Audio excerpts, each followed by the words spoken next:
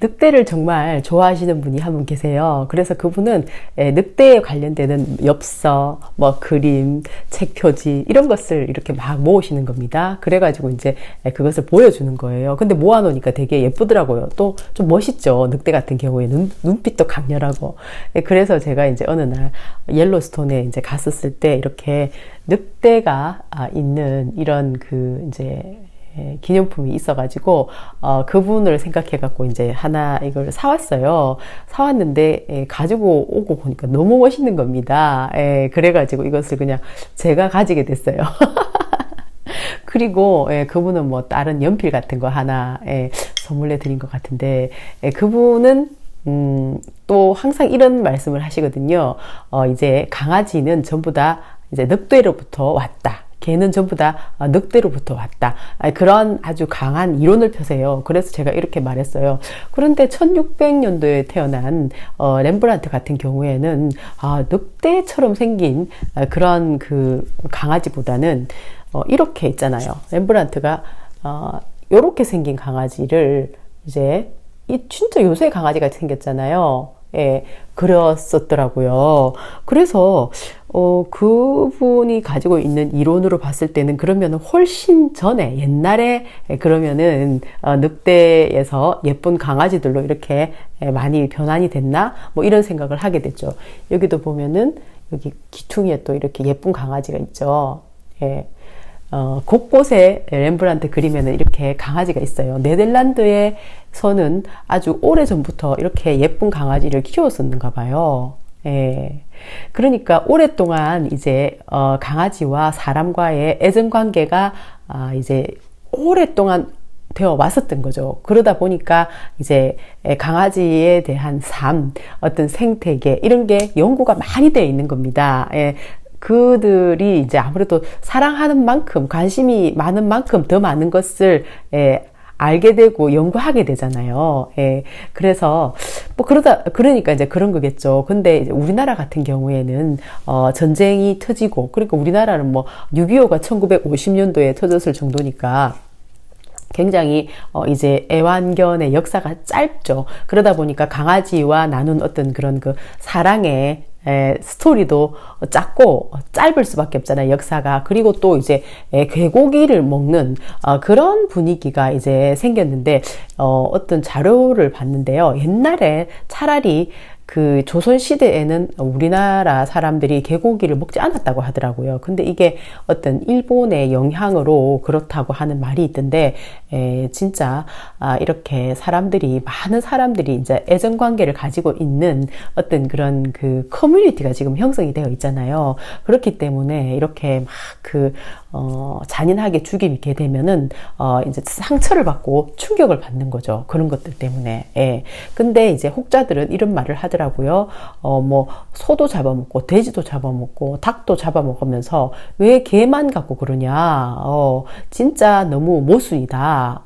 그리고 뭐 개고기가 다른 나라에서는 안 먹어도 우리나라 같은 경우에는 개고기가 먹는 게 문화인데 뭐 그런 걸로 난리냐면서 막 그렇게 이제 울분을 토하는 사람들도 있더라고요. 물론 한편으로는 그렇게 말하는 사람 입장에서는 그럴 수 있겠죠.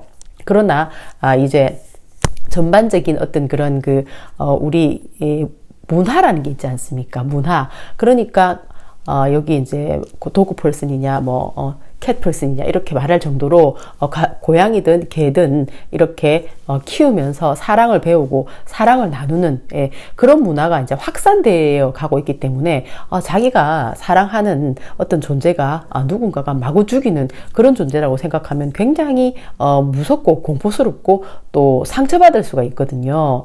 그렇기 때문에 저는 우리나라도 이제는 조금 더 이제 사랑에 대해서 진짜 진지하게 생각을 해보면 좋겠다. 이미 그러고 있는지도 모르겠는데요. 어쨌든 너무 이제 불신이 많고 서로 간의 증오 또 이렇게 물질 위주로 되다 보니까 굉장히 악마화되는 그런 게 너무나 많잖아요. 여기는 이제 아무래도 강아지들의 천국이라고 해도 과언이 아니에요.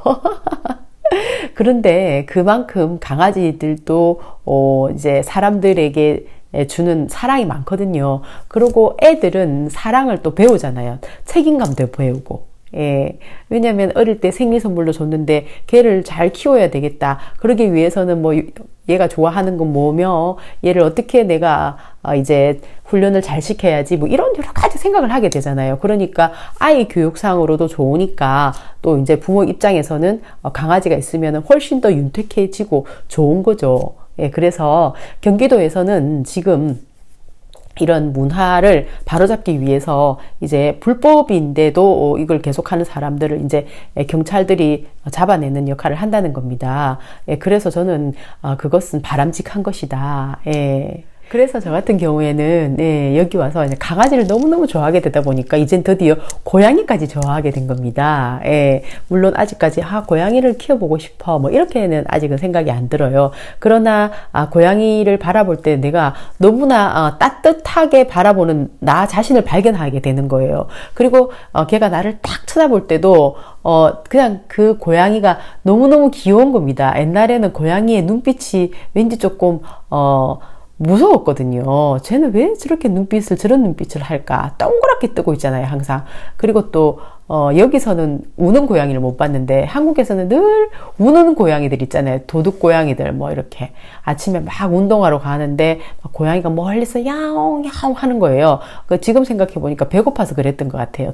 그 고양이들이 이렇게 이제 나무들이 이렇게 많은 곳에, 빽빽한 곳에, 이제 어디, 뭐 먹이는 없고 그냥 그렇게 돌아다니다 보니까는 배가 고파서 그랬던 건데 그 속사정을 모르고 늘 운다고 이제 생각을 한 겁니다. 너무 이제 강아지나 고양이에 대해서 무지했기 때문에 뭐 그랬다고 볼 수가 있는 건데요. 예. 그런데 이제 지금은 어느 정도 지식이 생기고 보니까 너무 예쁘고 귀여운 존재인 겁니다. 그래서 저한테는 이제 인생에 있어서 큰 어떤 축복을 받은 거죠. 왜냐면은 사랑이 더 커졌잖아요. 꽃이라든지 뭐 바다, 산 이런 것도 참 좋은데 이제는 강아지도 너무 예쁘고 거기다가 강아지라는 어떤 존재 때문에 고양이까지 예뻐하게 되니까 사랑이 계속 더 많아지니까 삶이 훨씬 더 풍요로워진다. 그렇게 생각을 하게 되는 거잖아요. 그래서 이제 저도 뭐 이제 기회가 된다면은 고양이도 이제 한번 키워보고 싶은 마음이 뭐 이제 생길 때가 오지 않을까 하는 그런 뭐 그런 마음이 좀 들기는 해요. 근데 이제 지금 현재로는 어쨌든 이렇게 고양이의 존재에 대한 어떤 그런 그 사랑스러운 느낌, 이 느낌만으로도 참으로 충만하고 좋다. 그래서 기회가 있으면 진짜 키워보면 너무너무 좋은 거죠. 그리고 이제 경기도에서 보니까 중국에서 손님들이 왔더라고요. 중국의 산둥이라는 곳인데요. 자매 결혼을 맺었더라고요. 10년 전에. 근데 이제 여기 자매 결연을 맺고 협약식 하는 공간을 보니까 내가 많이 보던 아주 익숙한 곳이었어요. 우리 주로 이제 경기도 같은 경우에는 무슨 협약식 같은 거 이런 거 하면은 우리 이제 도민이나 국민들, 주권자들한테 다 보여주잖아요. 완전히 공개 오픈. 그런데 그 장소에서 이렇게 외국 손님들이 왔는데 그러니까 협약식을 하는 모습을 볼 수 있었어요. 물론 사진을 아주 크게 찍어 쭉 올려놓으셨더라고요. 그래서 이제 봤는데 뭔가 이렇게 마음이 뿌듯했습니다. 왜냐하면은 이 산둥이라는 곳이 보니까 우리나라의 경기도가 지금 현재 인구가 25%잖아요. 그러니까 경제력도 그렇고 이제 아주 굉장히 크죠. 여기에 걸맞는 중국의 어떤 사이즈가 되는 그런 지역이라는 거죠. 이 사람들도 중국의 어떤 경제 개발에 굉장히 큰 역할을 하고 있고 지금도 중요한 역할을 하고 있는 사람들이라는 거예요. 그런데 이제 3월 달에 일단 먼저 경기도로 이분들이 온 겁니다. 그래 가지고 여기 와 가지고 이제 주로 이렇게 많이 나눈 얘기는 미래지향적인 얘기죠. 물론 미세먼지 얘기 혹시 있나 싶어가 봤는데 아직 그 얘기는 안 나왔더라고요. 분명히 이재명 도지사는 이제 기회를 보고 있을 텐데 지금 당장은 이제 먼저 아주 긍정적인 어떤 그런 그 피드백이 될 만한 것들이 먼저 선행이 돼야 되겠죠. 그 후에 이제 이재명 도지사가 적절한 시기에 그것을 제안하지 않을까 하는 그런 생각을 해봅니다. 근데 이번에는 이제 이런 게 주로 얘기됐더라고요. 뭐 이제 해양에 관련되는 그런 문제들, 그 다음에 이제 항만 교류, 그리고 이제 AI 빅데이터 같은 거, 그 다음에 이제 과학, 의료, 이런 것을 서로 간에 교류하면서 같이 키워가자, 상생하자, 뭐 이런 종류의 얘기를 서로 이제 주고받는, 그런 자리였더라고요. 그리고 이제 3월 달에는 자기들이 왔으니까 4월 달에는 이제 이재명 도지사를 초대를 한 겁니다. 그곳으로. 그래서 저는 어떤, 여기서 이제 긍정적인 느낌을 받았냐면요. 야, 이거 진짜 멋진 일이 벌어지지 않을까 하는 생각을 했어요. 물론 뭐, 다른 그 부산이라든지 뭐 지역들도 보면은, 중국이나 일본하고 이렇게, 지역으로 자매 결연을 맺어서 왔다 갔다 하고 이런 것들 많이 있잖아요. 그러니까 경기도에서 10년 전에 자매 결연을 맺었더라고요. 근데 이제 그 성과가 어떤 성과가 있었는지는 사실 이제 모르겠어요. 예. 그런데 이제 지금부터가 어떤 성과가 나게 될지가 이제 정말 궁금하고 앞으로가 기대되고 또한 관건이 아닐까 생각을 해보게 되는 거죠. 왜냐면은 이재명 도지사는 뭐 일을 하게 되면은 굉장히 실사구시적으로 하거든요. 그러니까 이제 뭐 그렇게 뭐 좌도 없고 우도 없고 서로 간에 이익이 되고 나라에 이익이 되면은 법의 테두리 안에서 하면 되지.